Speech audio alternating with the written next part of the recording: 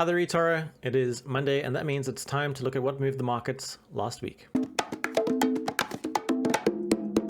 Looking at stats, so I'm actually going to look at the past 2 weeks because I wasn't able to do a video update last week. I was traveling for business and then took a couple of days off too. So the S&P 500 over the past 12 months has provided a return of 37%, and my portfolio has given a return of 32%. My portfolio has taken quite a beating through the past 2 weeks. So instead of providing my update and by geography, instead I'm going to talk about major events that have moved the market over the past 2 weeks or so. Some of you may be aware that there was a big sell-off on Friday. This is the heat map of the S&P 500, and just about everything sold off in the S&P 500. You'll see a few green spots, and those tend to be the companies that are expected to benefit from lockdowns or vaccine or other types of health products and tooling. Now, this one-day sell-off was, by now everyone knows, because of Omicron, the coronavirus variant that was found somewhere initially in Southern Africa. But we can also see by looking at the 1 week view that things weren't so rosy already. Some of the large caps had started selling off, and this is quite strange behavior because the large caps had been carrying the indexes higher for some time before this period. And so we had Omicron on Friday moving the markets, but before that, we also had the spreading coronavirus lockdowns or measures that we've been taking throughout Europe that were spooking the markets because more lockdowns are very bad for business and the global economy. What was happening even further below the surface was that small caps were taking a very hefty hit. And actually, not just small caps, software companies, some of the mid-cap software companies weren't doing so well either. I'll talk about why in a moment. Cryptos were showing a little bit of weakness before Friday, and then like everything else on Friday, they sold off quite dramatically, although they have rebounded a little bit over the weekend and through today. And I also took the decision through last week to sell out of my gold positions. I had a thesis running for gold that money would eventually be running to gold as a hedge against inflation, and that just has not played out in any way whatsoever. So it was time to take my loss there and move my money to somewhere else where it could make a better return. So I am giving an update for the past 2 weeks, but there's no 2 week tab here, column here. So let's look between the 1 week and 1 month view. So the kinds of companies that sold off over the past week were lots of the opening up recovery types of companies, Cineworld, Rolls-Royce, as examples. If we look back over the past month, I didn't experience the drops in Zillow and Digital Turbine that you see here. I bought them because of the weakness in the share price and because of the strength of their businesses. But there's a mix of other companies that have sold off for a variety of reasons. ᴄᴏᴜ is a company with an ARK Innovation ETF, I think, and it tends to sell off with that ETF. I did reduce my exposure to this particular stock, although I think they are a strong business for the coming year. Activision's been selling off because of political issues. Alibaba sold off because of earnings, Square because of earnings, EasyJet because of COVID fears, and then later on Friday because of Omicron. So there's been a mixture of performances within the stocks. We have had some companies do very well. So Micron and GoPro, Ford is another one, a bright star.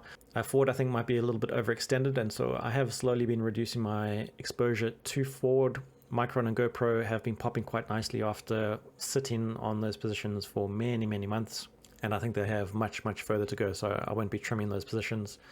I might actually add to them. So what's been going on beneath the surface? Well, if we start back at around the 15th of November, we can see that the VIX, the fear index, the volatility index, has slowly been climbing, signaling that investors are becoming a little bit more scared, that something has been boiling beneath the surface, despite the S&P 500 being relatively flat. And the NASDAQ, I think the NASDAQ was rising up until late last week. We also see that the 10-year Treasury yields, 10-year Treasury yields were rising quite a lot. I know that there's a bit of volatility here, but they were rising quite significantly, and when there is a sharp increase in treasury yields, it tends to affect technology stocks or companies that rely on debt more than other types of companies.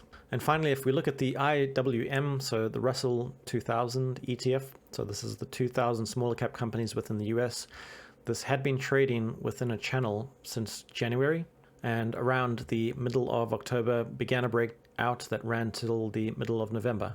Coincidentally, the same kind of timing as my portfolio. I've also got the IWO, which is the subset of the IWM ETF that are considered growth stocks. And you can see a very similar pattern. The channel is a little bit different, but it definitely is still a channel. And so towards the second week of November, companies, smaller cap companies, started to sell off. And the Russell 2000 ETF is now back trading within the same channel as it was previously. Why is this? What has happened with small cap stocks? So the reason that this correlates so strongly with my portfolio is because I have quite a few stocks that are smaller type companies, maybe some mid caps, and not many large caps at the moment.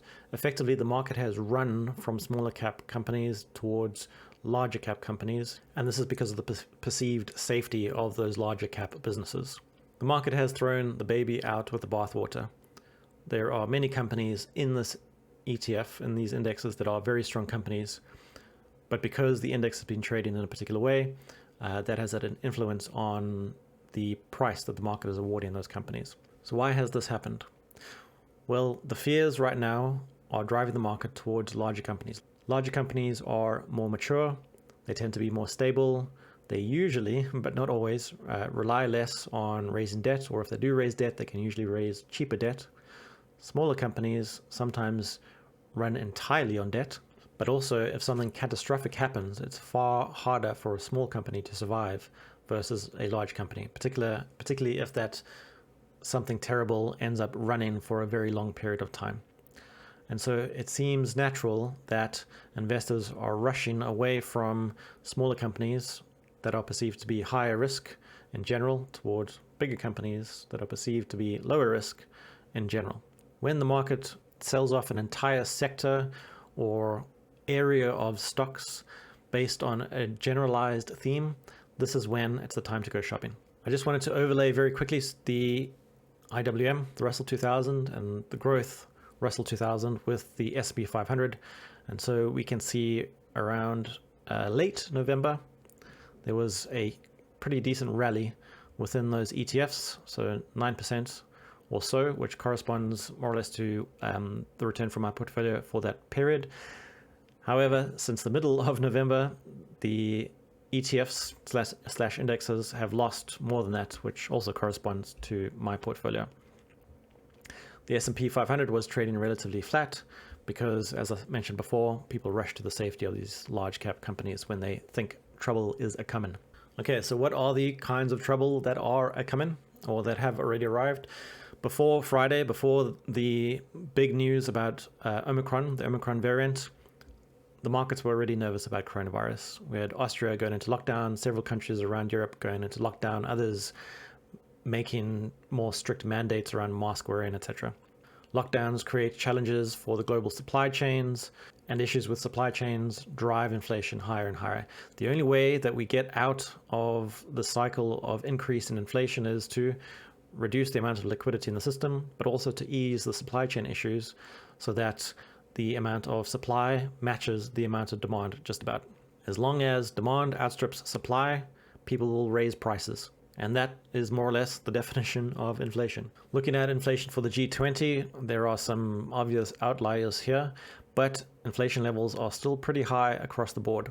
The world is not going to experience normal inflation until the whole world is fairly safe from coronavirus and feels safe enough to open up consistently. Opening up, locking down, opening up, locking down. This is how you really damage supply chains. On top of this, and I haven't seen this headline as much, I've seen a few economists talking about it, but quantitative easing is being tapered. So there was the announcement previously and the market wondered if we were going to see a taper tantrum. It's funny that the market wondered that since the market creates the taper tantrum. But we saw just about nothing and indexes continued to move higher. But actually now we are in the midst of that tapering. And tapering has a few implications on the market. It means that interest rates are likely to be moving upwards. It means that there is going to be less liquidity sloshing around the system. The cost of debt is going to increase. And so I think that maybe there is a bit of a taper tantrum that's happening right now. And that means that investors, particularly financial institutions, are running away from companies that are more debt hungry towards the larger caps. Now, we should also know, we should look back in history and look at previous times when quantitative easing was tapered. There aren't many, unfortunately. And from what we can see, there is an initial reaction, but then the market settles again. And if the conditions are right, the bull market continues. In terms of economic data that could have moved the market through the past 2 weeks, there were a few things that happened. Largely, the numbers coming out of the major economies were very, very good. There were a few misses. For example, CPI out of the UK was slightly higher than expected, but overall, things were looking pretty good. Something else that could have affected trading through last week is the Thanksgiving holiday. I know that it was just one day, Thursday, and that Friday was, I think, a half day for the US, but a lot of people take more than just those 2 days off during the Thanksgiving week. And because there are fewer participants in the market, trading is thinner, and thinner trades can create more volatility. So even though there were almost definitely a few big things that drove the market last week, there were other things that could influence the degree to which it moved. Okay, so I've spoken about what happened over the past 2 weeks. Very little good, it seems. I've spoken about the root causes, largely coronavirus triggered fears.